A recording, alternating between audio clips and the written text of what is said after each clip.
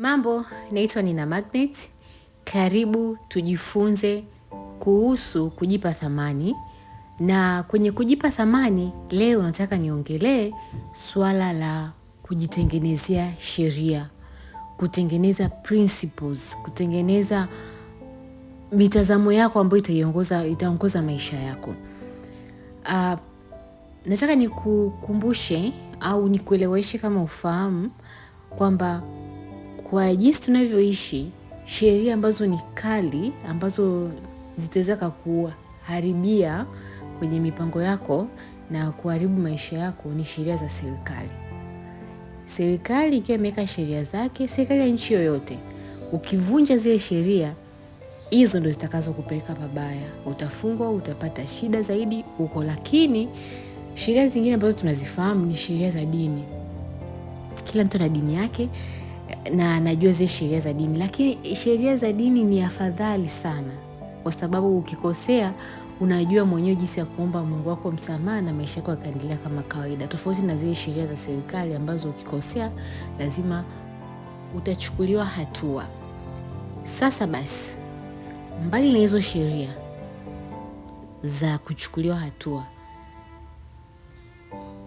ukiachilia mbali sheria za dini ambazo bado ni kama uhuru wako tu binafsi kuamua kuzifuata au kutokuzifuata, haina madhara sana. Yale ambayo yanaonekana moja kwa moja, ambayo tunaweza tukawa na ushahidi na evidence kwamba umefanywa utafiti kweli, usipofuata hizi sheria za dini yako utapata madhara. Tukiziacha hizo, ninachotaka kukukumbusha ni kwamba mambo mengine yote yaliyobaki ni mitazamo ya watu tu. Yaani hakuna kitu ambacho sasa usipokifanya au ukikifanya kitakuletea madhara. Sasa tunakuja kwenye masuala ya mahusiano na jamii na mitazamo ya jamii. Hiyo ni mitazamo kwamba ni muhimu mtu uolewe, ni muhimu mtu uoe, huo ni mtazamo. Na ukioa au usipooa hautafungwa. Yaani utakuwa hujavunja sheria yoyote ambayo itakulazimu upate shida. Ukiamua kwamba huyo mtu ambaye jamii inamfahamu, ambaye umeshaitangazia jamii kwamba ndio mtu wako sahihi, sasa unaona kwamba hamuendani na inakusumbua, kumwacha sio kwamba ni dhambi. Kwa sababu kuna watu wanapitia changamoto nyingi, wanashindwa kufanya maamuzi kwa kuogopa kwamba nitachukuliwaje, nitaonekana tofauti. Yaani tunarudi pale pale kwenye hofu. Hofu inakuzuia usiweze kuishi na kuyafaidi maisha kwa kadri wewe unavyotaka, kwa sababu unaogopa kwamba watu utanionaje, utanichukuliaje. Kwa hiyo inabidi ujitengenezee misimamo mingine na taratibu zingine kwenye maisha yako ambazo zinakuweka huru, usihofie kufanya vitu ambavyo unajisikia vitakuletea amani, vitakupa utulivu ndani yako, vitakuweka katika hali nzuri kwenye maisha. Kwamba usipomtafuta mpenzi wako atakusahau moja kwa moja. Hiyo sio kwamba ndio jinsi ilivyo. Hiyo ni mtazamo tu. Kwamba huyo mpenzi ambaye anakutesa, anakunyanyasa, ukiamua ujiweke mbali naye kidogo itakuletea madhara. Sio kweli. Yaani kuna vitu ambavyo unaogopa kuvifanya, maamuzi unaogopa kuyachukua, michakato unaogopa kuenda nayo kwa sababu tayari umejiwekea fikra fulani, umejitengenezea principles. Hizo principles ni kama sheria zinakuongoza. Yaani unaogopa kufanya kwamba yule nikikaa kimya ni kiburi sana. Nikikaa kimya hawezi kunitafuta. Nikifanya hivi ni mjeuri sana. Hawezi yaani unamuongelea kwa upande wake. Lakini unatumia experience iliyopita. Unatumia mambo yaliyotokea nyuma sasa ndio yaongoze maisha yako. Kwa maana unatumia past, vitu vilivyopita ndio viongoze maisha yako. Ni sawa, saa nyingine unajifunza kutokana na matukio yaliyopita, ili mambo yako uweze yawe bora zaidi huko mbele. Lakini kuna mambo ambayo sasa utakiwi kuyabeba na kuyachukulia kama ndio reference kwenye maisha yako yanayoendelea mbele. Kwamba kama kuna kipindi alikuwa mtu kiburi, alikuwa jeuri, akusikilizi, anakufanyia dharau kwa sababu umekaa siku 3 bila kuwasiliana naye na akakuonyeshia kweli hajali, haimaanishi kwamba ukikaa mwezi mzima bila kuongea naye atakuwa na huo jeuri. Ni watu wamejiwekea hivyo kwamba sasa mimi najua ni hivi, yani principle imekaa hivi kwamba siku 3 hakunitafuta. Je, nikikaa wiki nzima itakuwaje? Je, nikikaa mwezi mzima sinotanisahau kabisa? Kumbe kitu huwezi kukijua mpaka sasa ukifanya ndio utajua. Ni riski kwa upande wako unavyofikiria kwamba unahatarisha kupoteza hayo mahusiano, lakini nikwambie tu ukweli, mpaka hapo ulipofika, kwa hizo stress ulizonazo, kwa jinsi ambavyo unambembeleza huyo mtu, kwa jinsi ambavyo unahangaika kwamba umuongea afya na muda, kwa jinsi ambavyo ukikaa ukaangalia hayo mahusiano ukayapima, jinsi ambavyo wewe kuna vitu ambavyo huthubutu kumwambia, huthubutu kumuongelesha kwa design hiyo, lakini yeye ana uthubutu huo, hajali. Kwa ukiangalia tunajua kabisa kuna namna hiyo mizani imepishana sana. Labda kwake uko juu sana, kwako uko chini. Kwamba yeye vitu ambavyo wewe unaona kwamba nikimwambia hivi vitamtesa sisubutu, yeye kwake ni vya kawaida, vya kila siku. Na uthubutu kutokupokea simu yake, lakini yeye hapokei na hakutafuti na maisha yake yanaendelea. Na wewe tena utakuja kumtafuta wewe mwenyewe. Kwa hiyo mambo yote hayo yanakuonyesha kwamba vitu vinatokea sengine tofauti na vile ambavyo mtu unawaza. Kama yeye anaweza kukufanyia hayo yote na wewe bado ukaendelea kung'ang'ania kuwepo, kwa nini sasa wewe uwaze kwamba mimi nisipopokea simu yake ataniacha? Mbona wewe simu yako hapokei lakini hakuachi?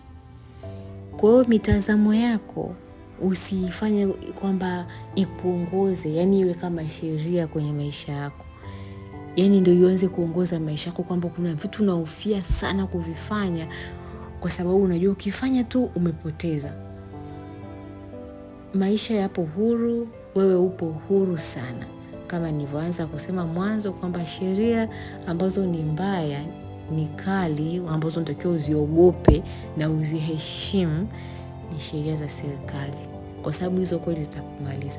Lakini mbali na hizo, wewe upo huru sana. Mitazamo una uhuru wa kuchagua mitazamo ipi uende nayo au mitazamo ipi uachane nayo. Una uhuru wa kuamua ufanye kipi na kipi usikifanye. Na una uhuru mkubwa sana wa kuendelea kutafiti, kuexplore, yani kuangalia maisha na kujua kwamba na kuchagua kwamba ufanye kipi ambacho kinawezekana zaidi kwenye maisha yako. Usijilimit kwamba uogope kwamba siwezi kufanya hichi kitu, sithubutu. Ukishakuwa una mawazo ya hivyo kwamba huthubutu kufanya vitu fulani, haswa kwenye mahusiano na haswa kwa mtu ambaye anakusumbua, anakunyanyasa, lakini huthubutu kufanya hata chembe ya vile anavyofanya yeye, jua kabisa kwamba tayari uko kwenye changamoto kubwa ya kiakili na tayari unaelekea kwenye majuto na maumivu makubwa mbele ya safari. Kwa sababu mtu akishakuwa hivyo na wewe ukaendelea kumbembeleza, ukaendelea kumshikilia, kumng'ang'ania, unamfanya aendelee kuwa mbaya zaidi. Yani humfanya ajitafakari, akae tafakari kwamba kwa nini nafanya hivi, mbona ananipenda? Hapana. Wewe mwenyewe sometimes kwenye maisha yako kuna watu ambao wanakupenda, au kuna mtu anakupenda sana lakini wewe labda moyo wako haupo. Simaanishi kwamba jamaa au huyo dada moyo wake haupo kabisa kwako. Nakupa tu mfano ili uelewe kwamba huyo mtu kwenye maisha yako ambaye wewe humhitaji mfano, lakini anakupenda sana, anakuhitaji sana, anatamani kweli, anajipendekeza kwako. Unaona ni jinsi gani ambavyo unamchukulia poa. na wala hupati muda kukaa unafikiria kwamba umfurahishe, ufanyeje. Yani labda ni mara moja tena ukiwa labda lonely au ukiwa umeona yani leo ni chati naye, lakini ukweli unabaki ndani yako ni kwamba unajua kabisa kwamba huyu mtu ananipenda sana lakini mimi simtaki, huyu mtu ni msumbufu, huyu mtu ana kiherehere. Yani unamuona kama mpuuzi tu kwenye maisha yako, humpi ile thamani. Ndivyo hivyo na wewe ukiwa unajipendekeza sana sehemu ambayo mtu unaona kabisa anakutengenezea umbali, hakupi attention, hakujali, lakini wewe unakomaa, unang'ang'ana. Usifikiri kwamba kwa kukomaa na kung'ang'ana unamfanya ajitafakari, aseme jamani napendwa, arudishe upendo. Anakuchukulia kama king'ang'anizi, anakuona msumbufu, anaona utulii, amekunyamazia siku 2, wewe 3 ushaanza kuhangaika kumpigia simu, yani umeng'ang'ana sana. Kwa hiyo ni unashusha dignity, unashusha ule utu wako, unajiweka chini sana. Na ukishashusha utu wako, ule mvuto unakata, unapotea. Yani huwezi kumvutia yeye tena, anakuona sio level yake. Anaona kwamba kuna wengine wazuri wanaojiamini. Kila mtu anataka kitu kizuri, hakuna mtu anataka vitu vya kawaida, anataka kitu kizuri. Kwa hiyo yeye ni rahisi kwenda kumpambania mtu mwingine ambaye anamringia, kwa sababu kitu kinachokuringia makini kina thamani, ni kigumu kukipata, lazima uhangaike kukipata. Lakini wewe ambaye upo tu anajua si mmoja tu tayari ushamtafuta, ushahangaika, ushatuma message nyingi, akikwambia tu hello, wewe unatoa paragraph ya maelezo, gazeti unamwelezea. Au akikwambia tu I miss you, basi wewe ushajimaliza, ushaongea mambo yote, ushamtafuta, unahangaika wewe. Kumbe amekutext tu I miss you, kuona utasemaje au unafanya nini, na wewe utampa kila kitu. Lakini mfikiria huyo mtu akwambia I miss you afu usimjibu, au akwambia I miss you umwambie kuanzia lini, imekuaje, mbona ghafla. Yani unamchallenge, unamshangaza, na yeye anaona kabisa kwamba sio kirahisi hivyo. Kwa lazima ukumbuke kujitengenezea principle nzuri kwenye maisha yako. Ujiwekee sheria zako mwenyewe ambazo unaziwekea kabisa kwamba hizi siwezi kuzivunja. Nikizivunja yani ni kama ninajihukumu mwenyewe. Na sheria moja hapo ni hiyo kwamba usishushe utu wako. Yani ukiona kila kitu mtu amekunyang'anya, umempenda sana na nini, lakini anakudharau, anakusema, hakujali, hakupi muda wake, yani hathamini chochote, basi angalau utu wako ubaki pale namba 1.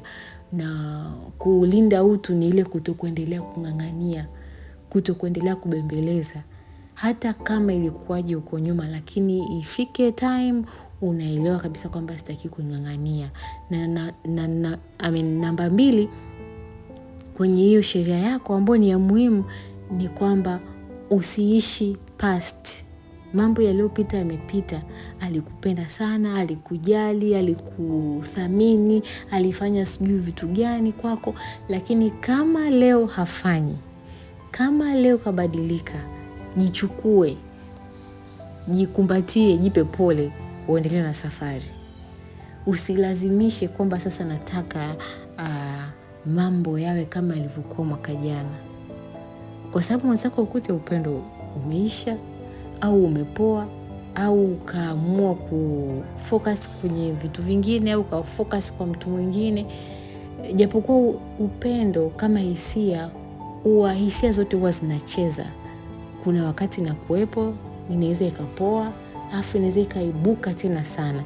Ila ili ibuke sana, lazima wewe mtu ambaye unatamani kuipata huo upendo wake uwe makini.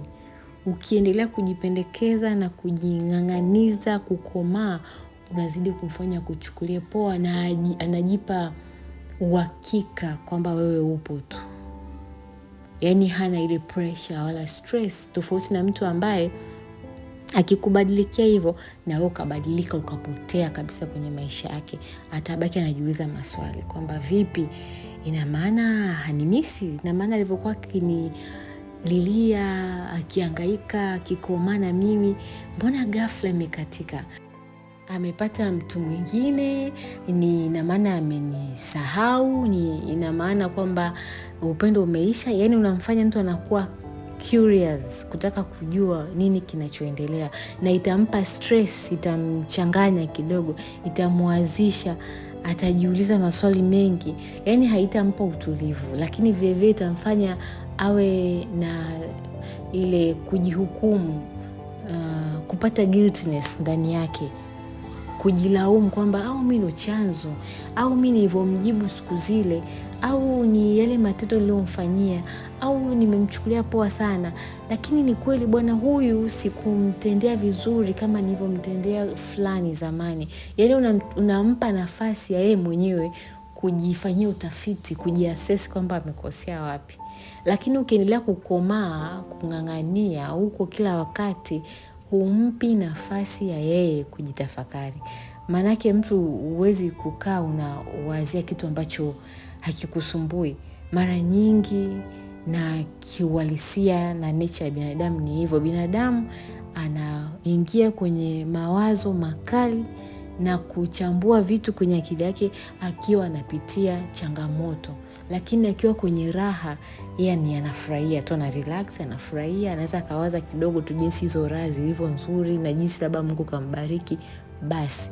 Lakini unapokuwa kwenye shida, ndipo au jambo haliendi vile ulivyotegemea, au mambo ghafla yamebadilika, ndipo utakapowaza kiundani kwamba shida iko wapi. Kwa hiyo ili umsaidie huyo mtu, na kama bado unamhitaji, inabidi umwache kwanza ajitafakari, kwa sababu pia mtu mzima kama huyo ambaye tayari amekuwa jeuri, ana kiburi, hajali, yani umeshamjengea sana ajiamini kwamba wewe unampenda, anajua kwamba muda wowote akikuhitaji anakupata, yani hana pressure yoyote. Mtu wa design hiyo huwezi kumwambia lolote akakuelewa. Yani huwezi kumpelekesha, huwezi kumuelewesha, huwezi kumlilia akakuelewa. Atakuonea huruma tu, na huruma sio upendo. Hizo ni hisia mbili tofauti. Anaweza akakuonea huruma leo, mkaongea, alafu akawa katika hali ya kama ya upendo na wewe, akakuthamini kidogo, lakini kesho yake au baada ya siku chache akaendelea na tabia zile zile, na ambao itakuuma zaidi na itakuletea stress zaidi, kwamba huyu mtu tumeongea, mbona narudia, mbona mambo yanakuwa ni haya. Yaani unajiongezea stress wewe. Kumbe unachokifanya ni unatafuta huruma yake badala ya kupata ule upendo wake. Huruma ni ya muda mfupi tu, upendo unaobeba kila kitu.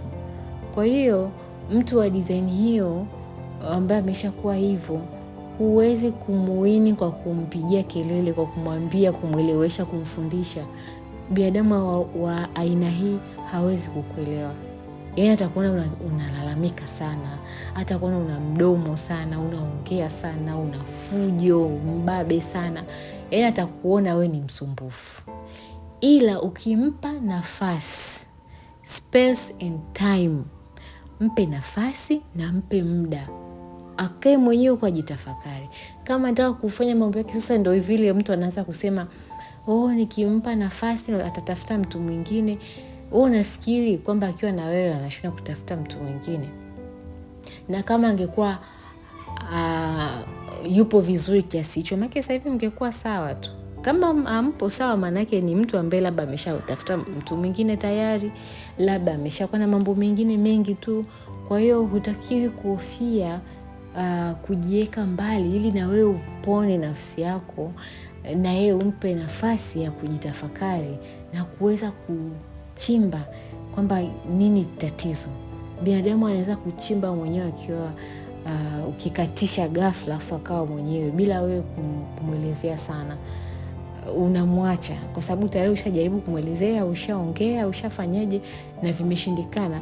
Mpe space na muda aweze kujitafakari mwenyewe na aweze kufanya machaguo anayoyataka.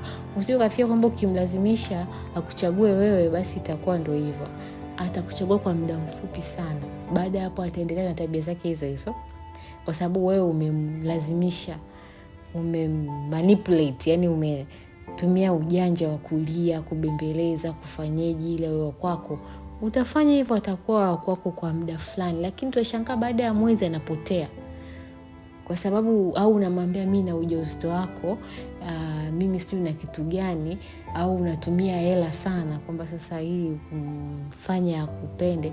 Atatumia hizo hela zako, lakini baada ya muda fulani atakuacha, ataenda kwa mtu mwingine ambaye ana misimamo ile. Kama ni mwanaume sasa, ana misimamo ya kiume, anajiheshimu, anaweka mipaka kwamba hiki siwezi kufanya, hakubali kuburuzwa. Anakuwa ni mwanaume mzuri, ana upendo, lakini hawi kama wewe. Wewe unalialia, unajishusha sana, unapoteza mvuto.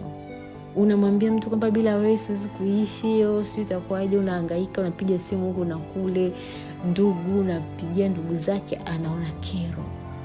Lakini anamfuata mtu ambaye hafanya hiyo mambo. Anamfuata mtu ambaye anajiamini. Anamfuata mtu ambaye huyo kama ni mwanamke sasa kimnyamazie na huyo jamaa ananyamaza kiasi fulani. Kwa hiyo yani pambani sana kama vile ambavyo unafanya. Au kama ni mwanamke pia anatafuta mwanamke ambaye halalamiki sana. Hana stress kama wewe. Una stress sasa, uko sawa, unalalamika kila wakati, unatafuta kuonewa huruma. Kwa hiyo na kukumbusha ujiwekee rules sahihi kwenye maisha yako. Ujiwekee misimamo fulani, principles na sheria nzuri ambazo zitakufanya usiendelee kuwa zitakusaidia usivuke hiyo mipaka. Kama hiyo sheria kwamba usishushe utu wako. Unajiwekea kwamba jitengenezee misimamo fulani kwenye maisha yako. Jitengenezee sheria fulani kwenye maisha yako kwamba hizi sitazivuka, hizi nitazisimamia. Na hiyo inaonyesha kabisa kwamba unajipenda, unajikubali, unajithamini, kwa sababu hakuna utawala unaoongozwa bila kuwa na sheria. Kwa hiyo wewe mwenyewe na fikra zako, utawala wa fikra zako lazima uziwekee sheria fulani ambazo kwamba hautazivunja. Yani upendo wako lazima ufuate hizo sheria. Hasira zako zifuate hizo sheria. Mawazo yako yafuate hizo sheria. Matendo yako yafuate hizo sheria. Kama ni sheria kwamba sishushi utu wangu kwa mtu ambaye ananidharau, ananichukulia poa, hanijali, hanithamini, haonyeshi mapenzi kwangu. Kwa hiyo upendo wako inabidi utii. Kwa vyovyote vile, hata kama utaumia, lakini tii hiyo sheria yako kwamba sishushi utu wangu. Matendo yako yatii hiyo sheria kwamba sishushi sheria, yani sijishushi utu wangu kwa kuanza kumpigia simu, kumtafuta, kumbembeleza mtu ambaye anitaki, naonekana kero kwake na kuwa mzigo. Kwa hiyo matendo yangu hayatavunja hii sheria. Jitengenezee sheria sahihi kwenye fikra zako, kwenye maisha yako, zitakazoongoza maisha yako na zitakazosimamia utu wako na zitakazosimamia usitoke nje ya mipaka yako. Natumaini umenielewa na utafanya hiyo assignment ndogo ya kuandika sheria zako, kujiwekea misimamo yako, kujiwekea vitu vitakavyoongoza maisha yako kwa sasa. Mbali na masuala ya dini, mbali na serikali, ule uhuru wako una ucontrol vipi? Uhuru wako wa kupenda una ucontrol vipi? Uhuru wako wa kung'ang'ania mtu una ucontrol vipi? Uhuru wako wa kujali sana watu una ucontrol vipi. Kwa hiyo tengeneza sheria ambazo sasa hizo zitakuguide kwamba hapa ni mwisho. Ikifikia hatua hii sitaendelea tena kumng'ang'ania mtu. Ikifikia hatua hii sitaendelea kumuonyeshea mtu upendo. Hata kama nampenda ndani yangu, lakini kumuonyeshea hiyo process sitaifanya. Ikifika hatua hii sitaendelea kumfuata mtu, kukimbizana naye, kuhangaika naye. Au ikifika hatua hii sasa mimi nitamuignore mtu kabisa. Kwa hiyo jitengeneze sheria zako ambazo zitakuongoza kwenye maisha yako, haswa kwenye masuala ya mahusiano. Hiyo itakusaidia usivuke mstari na kuingia kwenye ukichaa wa mapenzi au kuingia kwenye huzuni kubwa na kujikataa na kujichukulia poa na wewe mwenyewe kukubali kwamba hufai na kujiona kwamba maisha, dunia haikupendi.